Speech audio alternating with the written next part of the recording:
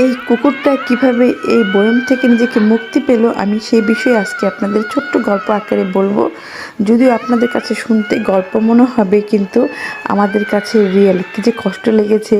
যখনই ও সামনে দিয়ে দৌড়াদৌড়ি করতো তখনই খুব খারাপ লাগতো, আর যখনই ভাবতাম তখনই খারাপ লাগতো।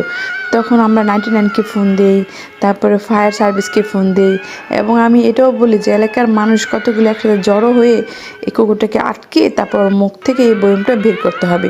কিন্তু সবাই বলে, সবাই কষ্ট পায়, বাট সবাই একসাথে আসে না। তখনই খুব কষ্ট লাগে যে চাইলেই তো সবাই পারে এই বয়মটাকে তার মুখ থেকে ছুটাতে। কিন্তু তখনই এক সময় আমার যা কী করলো, একটা কুকুর উদ্ধারকারী টিম ওদেরকে ফোন দিল। ওরা বলেছে গত বৃহস্পতিবারে আমাদের এখানে আসবে। তারপর ওরা শুক্রবারে আসলো। শুক্রবারে এসেই অনেক ব্যস্ত, তারা এইসব কাজই করে, কুকুরের নানান ধরনের প্রাণীদের উদ্ধার করে।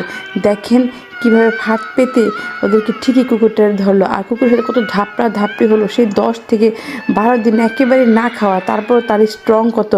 আর যেই ভাইটা এই কুকুরটাকে উদ্ধার করছে সে হচ্ছে সুপারম্যান। আমার দেখা মতে, আমার জানা মতে সে হচ্ছে একজন সুপারম্যান। আপনারা সবাই তার জন্য দোয়া করুন। দেখেন সে কত খামছি লাথি খেয়েও এই কুকুরটার মাথা থেকে বয়মটা উদ্ধার করেছে। সবচেয়ে বড় কথা কি জানেন, সে এসেছে, এসে কুকুরটা উদ্ধার করতে একটা টাকাও নেয়নি। সেটাই নিজে মোটর সাইকেল নিয়ে তারপরে এসে আমাদের এই কাজটা করে মাত্র 5 থেকে 10 মিনিটের মধ্যে এই কাজটা করেছে। আর এলাকার মানুষ সব জড়ো হয়ে গেছে, সবাই তাকে খুব দোয়া করছে।